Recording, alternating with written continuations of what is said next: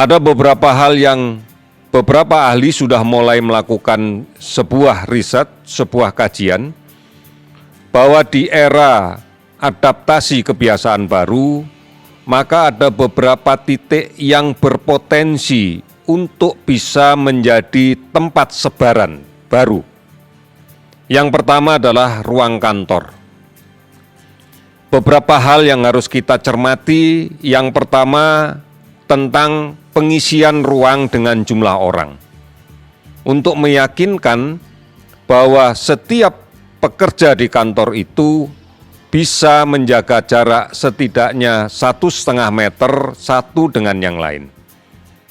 Kemudian yang kedua, dipastikan bahwa kontak yang lama ini akan berpeluang untuk terjadinya penularan. Oleh karena itu, maka menjaga jarak dan tetap menggunakan masker sepanjang berada di ruang pekerjaan, ini menjadi sesuatu yang mutlak kita lakukan.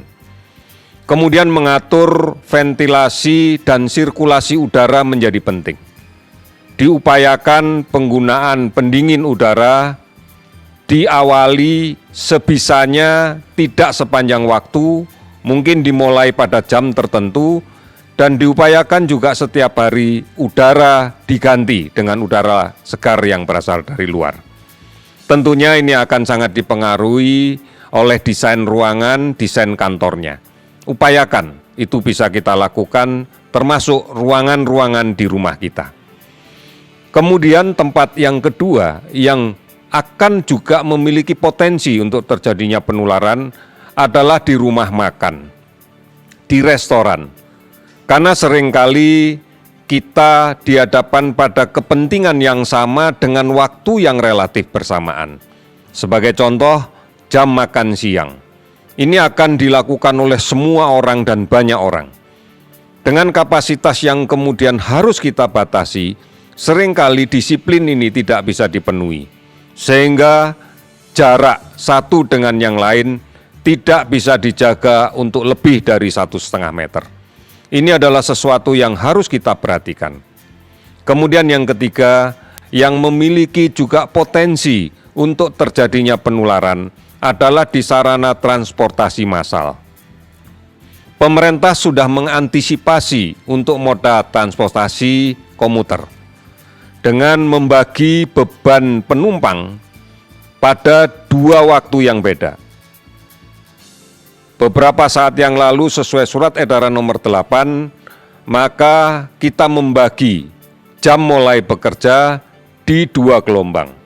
Di jam 7 sampai 7.30 dan 10 sampai 10.30. Ini dimaksudkan untuk memastikan bahwa kapasitas komuter bisa diisi dengan memenuhi prasyarat aman untuk menjaga jarak. Oleh karena itu, saudara-saudara sekalian, produktivitas kita harus kita lakukan kembali. Kita harus aktif untuk hal yang produktif. Sekali lagi, mari kita kembali aktif untuk hal yang produktif. Namun mutlak syaratnya harus aman. Harus mampu menjalankan protokol kesehatan dengan baik.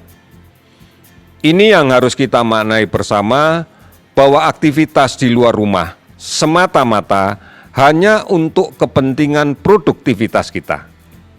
Bukan berarti kepentingan-kepentingan yang bisa ditunda, yang tidak perlu dilakukan, masih kita paksakan untuk kita lakukan. Oleh karena itu, tetap berada di rumah dan keluar rumah hanya untuk hal yang sifatnya produktif.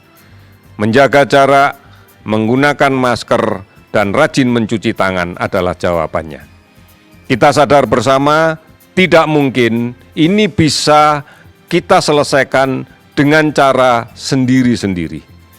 Bergotong royong, bersama-sama, kita bisa menyelesaikan permasalahan ini. Kami yakin, kita semuanya yakin, bahwa kita bisa menghadapi pandemi COVID-19 ini.